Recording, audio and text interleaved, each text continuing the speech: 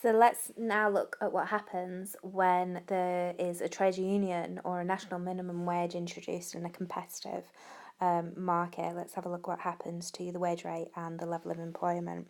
So before the trade union or national minimum wage is introduced in a competitive market, we have the wage level, W1, where supply equals demand or marginal revenue product, and this is the quantity of labour. And I've got two diagrams here, so I'm just going to label them up the same, because we're starting from the same point.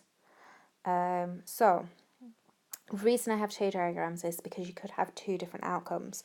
So what some people fear happens is trade unions force up the wage rate with collective bargaining, or national minimum wage is setting a minimum price, and usually, if it's going to have an impact on the market, it's going to be set above the equilibrium. So if we set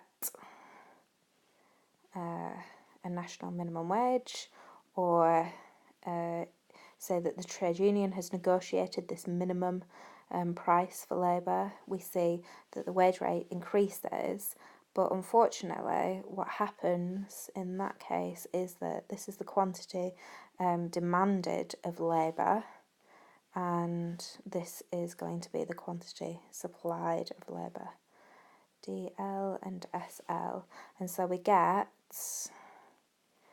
excess supply of labour, and it means that some people have benefited. So we've got some people who have now got a higher wage, and that's the amount that they're benefiting.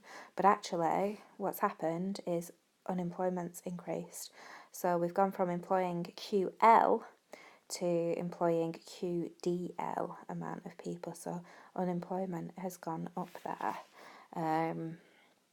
And we've also got a welfare loss of that triangle there in the market.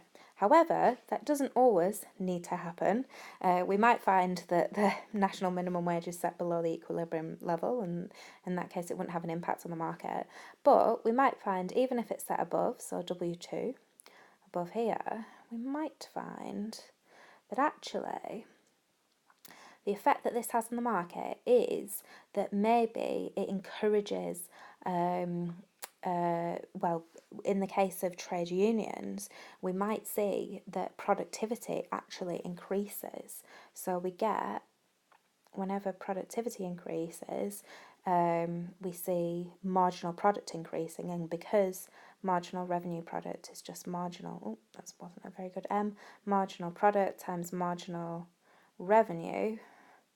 If productivity increases, that means marginal product will increase, and therefore marginal revenue product increases, demand shifts outwards, demand for labour, that is, shifts outwards, and we might find that we get a new equilibrium.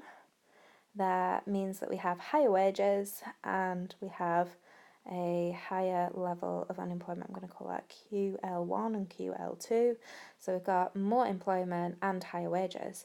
So employees definitely better off in that scenario. And one of the reasons why that might be is because trade unions may introduce training for their employees, and so that means that they're, members, not employees, but training for their members, and that means that they're actually more efficient at their job as well.